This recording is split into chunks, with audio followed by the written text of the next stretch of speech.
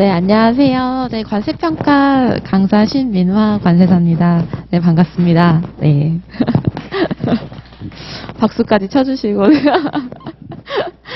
저 이제 마지막인데요. 이제 목소리가 조금 어제 또 이제 좀 감기가 걸려가지고 좀 깨꼬리 같은 목소리인데. 예, 피치 못하게 좀 아름답지 못하는 목소리 이렇게 안내 드린 점 양해 부탁드립니다. 다음 넘겨주시기 바래요. 네. 네, 답안 작성 방법에 대해서 평가에 대해서 말씀을 좀 드릴게요. 네, 평가나 관세평가나 뭐 관세법이나 무역실무나 답안 작성하는 법에 대해서는 동일해요. 목차가 제일 중요합니다. 이제 목차가 답안의 길이라고 보시면 될 것 같아요. 어떤 느낌이냐고 하면 나 문제에 대한 답을 적었는데 내 답 여기 있어 라고 손짓을 하는 거예요. 점수 주세요 라고 얘기를 하는 거예요. 근데 산술로 쭉 쓸 수 있어요. 자기가 정말 필력이 뛰어나다고 한다면. 근데 채점자가 점수를 주기 위해서 그 산술을 뗀 문장들을 다 찾아다녀야 돼요. 그러면 안 되거든요. 내가 채점자는 점수를 주려고 주는 사람이 아니라 합격을 시킬지 말지를 결정하는 사람이잖아요. 굉장히 공손한 태도로 가져야 돼요. 그래서 너가 물어보는 거에 대해서 내가 친절하게 여기다 썼어요 라는 걸 다 말을 해줘야 돼요. 그래서 목차를 대한 제목을 설정하실 때에도 최대한 물음에 있는 단어를 사용하시는 게 좋아요. 그래서 그 채점자가 헷갈리지 않게 내가 채점을 하려고 하는 부분이 여기 있어요 라고 하는 것을 정확하게 찝어주시는 게 좋아요. 그래서 2022년 20점짜리 문제 4번을 들고 왔는데요. 어렵지가 않아요. 자, 물음 두 가지가 나와 있어요. 자, 물음 1번을 보시면 관세법 시행령 제23조에서 규정한 특수관계에 해당하는 경우를 8가지를 기술하고 라고 되어 있고 한번 끊으시고 위 거래 내용에서 이제 각각의 거래 관계자 간의 특수관계 여부에 대해서 설명하셔서 두 가지 물음을 했어요. 그러면 내가 이 물음 1번에 대해서는 두 가지 주제를 물어보고 있으니까 내가 목차를 두 가지로 나눠서 서술을 해야겠구나. 그러나 이제 관세평가를 공부하셨던 분이라고 얘기를 하신다면 관세법 제23조가 특수관계 범위에 대해서 8가지로 규정하고 있다는 법령을 다 알고 계실 거예요. 그래서 특수관계 범위로 간단하게 기술을 했고요. 그리고 두 번째, 자, 특수관계 여부라고 동일하게 적었습니다. 쓸 수 없다는 당사자 간의 특수관계 여부, 쟁점거래 일에 대한 특수관계 여부 고쳐서 사용을 해도 돼요. 그러나 내가 그거를 생각할 시간이 미처 없다라고 얘기를 하면은 차라리 물음에 나와 있는 단어 그대로 써주시면 돼요. 자, 물음 2번 보도록 할게요. 아래 물음에 답하시오 되어 있습니다. 관세법 제30조 3항 제1호에서 규정하는 처분 또는 사용에 대한 제한의 범위 및 거래 가격에 영향을 미치지 아니하는 제한 등 이렇게 나와 있죠. 그대로 지금 들어가 있어요. 그리고 3번 보도록 할게요. 근거로 기술하시오라고 되어 있습니다. 그렇기 때문에 기술하시오라고 되고 지금 약간 밑으로 되어 있는 것 같네요. 그래서 제한 여부도 판단하는 걸로 해서 이렇게 목차를 잡아주시면 될 것 같습니다. 제가 여기서 하고 싶은 방법은 물음에 써져 있는 단어와 문장을 정확하게 활용을 해서 내 답안이 여기 있어요 라는 거를 정확하게 말씀을 해주시면 된다라는 거죠. 이제 50점짜리 문제를 거쳐서 장수생으로 지금 시험을 보시는 친구들은 50점짜리 같은 경우에는 예전에는 이런 약간 친절한 안내판이 없었어요. 그래서 본인이 목차를 생각해서 쓰시는 분들이 많아요. 그래서 이런 물음이 친절한 안내가 있음에도 불구하고 나 공부 잘했어? 난 논술형 인간이야? 라고 얘기하면서 본인들이 목차를 좀 창의적으로 가지고 가시는 친구들이 많아요. 제목부터 시작해서. 그럴 필요가 전혀 없다라는 점 다시 한번 말씀드리도록 하겠습니다. 다음 페이지 부탁드려요. 자, 그러면 답안을 서술을 할 때 주의할 점 보도록 할게요. 자, 시간 관리에 유의하라라고 되어 있는 것은 모든 과목에 이제 공통적으로 말씀을 드릴 수 있는 부분입니다. 특히 단수생분들은 내가 알고 있는 지식이 크게 많이 없어요. 내가 암기하고 있는 지식이 1년 혹은 2년 차 같은 경우에는 많지 않아요. 왜냐하면 공부를 한 기간이 적었기 때문에 핵심만 외워야 되거든요. 근데 장수생으로 가실수록 내가 아는 게 너무 많아져. 그래서 내가 지금 어떻게 쉬운 문제가 나왔을 때 시간 관리에 실패하시는 경우가 많아요. 너무 많이 적고 싶거든요. A라는 개념을 물어봤는데 실질적으로 A라는 개념이 탄생하기 위해서 여러 가지 근거와 협정과 뭐 이런 것 판례들이 막 붙어 있어. 그럼 난 여기까지 쓰고 싶은 거야. 왜냐하면 나는 이만큼 알거든. 그런 잘난 척 하실 필요 없다라는 거예요. 그래서 문제 물어보는 것을 정확하게 간결하게 서술하시는 것만으로 여러분의 80분이 그렇게 꽉꽉 그렇게 여유롭지가 않아요. 그렇기 때문에 시간 관리에 유의하면서 내가 알고 싶은 걸 더 쓰고 싶은 유혹을 참는 것 또한 중요하다라고 보실 수가 있겠습니다. 또한 본인의 글씨 속도를 미리 파악하라라고 말씀을 드릴 수가 있는데요. 자, 모든 인간은 동일하지가 않아요. 그래서 이렇게 보시게 되면은 어떤 분은 A를 이렇게 쓰시는 분들도 있고, 이 정도 크게 쓰시는 분도 있고, 이렇게 쓰시는 분들도 있어요. 근데 글씨체에 대해서 저희가 이제 얘기를 할 때는 항상 가독성 기준으로 해요. 읽을 수만 있으면 돼요.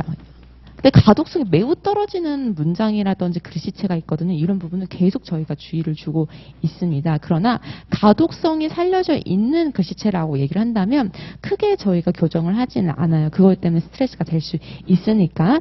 대신에 이렇게 크게 쓰거나 따닥따닥 쓰게 되면 이제 불량이라든지 아니면 본인이 약간 시간이 더 많이 걸린다든지 이런 부분이 있잖아요. 무역실무 정도 시간이 되면은 제 손목이 내 손목이 아닌 것 같은 너덜너덜해지는 경우가 있어요. 그런 부분을 본인이 그 네 과목 시간을 실전 모의고사를 통해서 하면서 확인을 하면서 자신의 실력을 체크를 해봐요. 이거는 굉장히 테크닉적인 문제예요. 자, 그리고 두 번째입니다. 글씨체에 유의하라라고 얘기를 했는데 아까 말씀드렸던 것처럼 가독성이 떨어지는 글씨체 같은 경우에는 반드시 교정을 해야 됩니다. 자, 많이 쓰고 싶어요. 중요한 거 많이 쓰고 싶다는 친구들이 굉장히 많아요. 그러면은 글씨체가 뭉개져요. 근데 어떻게 뭉개지냐고 하냐면 막 예를 들어 관세 이렇게 뭉개져요. 근데 내가 이걸 읽을 수 있어. 근데 읽기가 싫어서 얘네들이 관세를 썼는지 관세 평가를 썼는지 내가 알 수는 있지만 깐깐한 시험자라고 얘기하면은 내가 이거는 글씨로 받아들이지 않을 수도 있잖아. 그렇죠?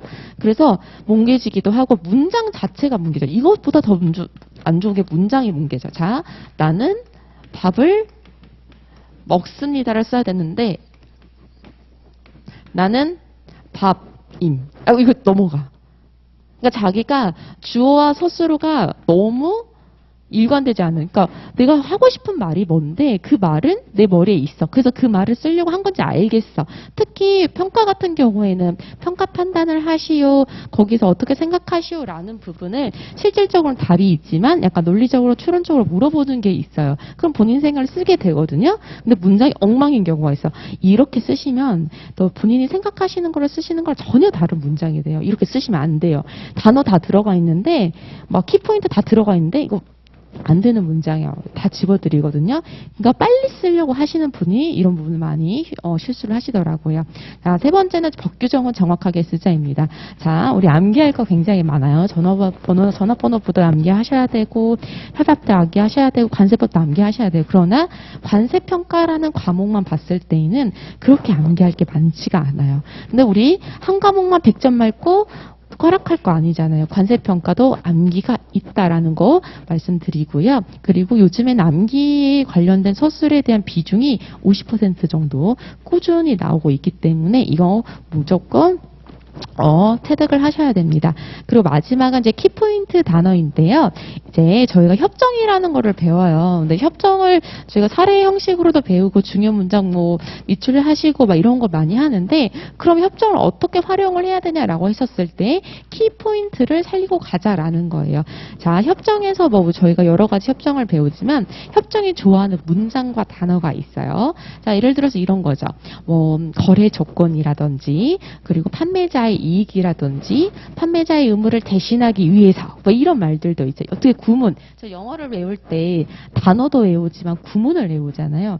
그런 것처럼 그런 걸 암기를 해줘요. 그래서 평가식으로 제가 문장을 써주세요라고 얘기를 해요. 평가가 좋아하는 단어와 구문을 써주세요. 그럼 점수가 갈 수밖에 없거든. 근데 그런 단어와 구문이 어디 들어가 있냐? 협정에 들어가 있다라는 거예요. 그래서 협정에서 자주 쓰는 단어와 구문과 주요 문장들만 활용을 해서 우리가 어쨌든 추론에 대해서 답안을 쓴다라고 얘기를 한다면 점수가 잘 나올 수밖에 없겠죠.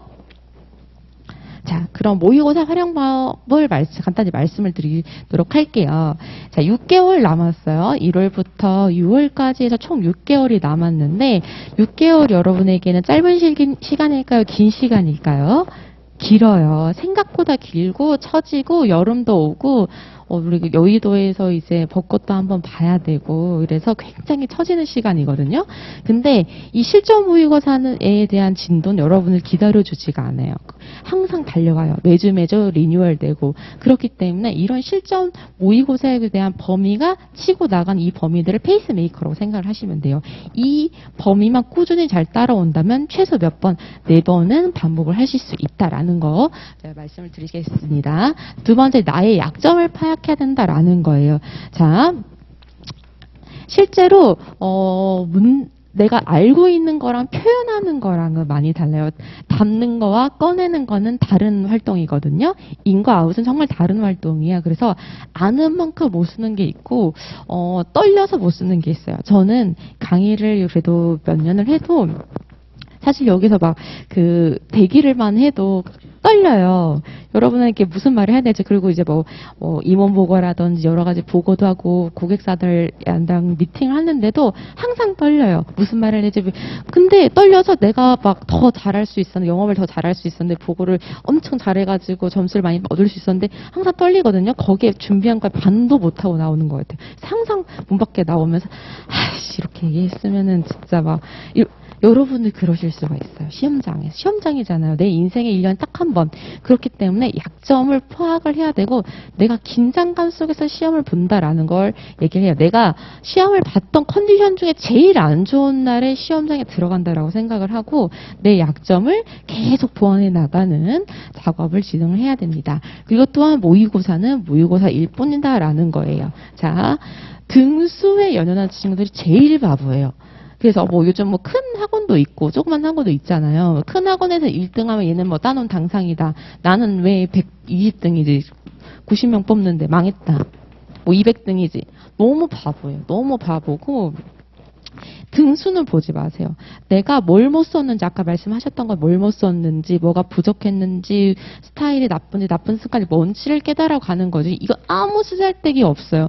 저희 무슨 수능 보시는 거 아니잖아요. 그쵸? 우리는 실질적으로 제 실력을 다 잘 열심히 갖고 가지고 이 하루 동안에 단 하루 동안에 4과목에 대한 실력을 뽐내면 되는 거기 때문에 아무 등수는 의미가 없는 활동이다라고 보실 수 있을 거고요. 그리고 마지막은 멘토링에 집중하자라는 겁니다. 사실 제가 멘토링을 이번에 진도별 모의고사 진행을 했는데 멘토링 이렇게 잘하는 친구들을 해줄 게 있을까라고 생각을 했는데 굉장히 많았어요.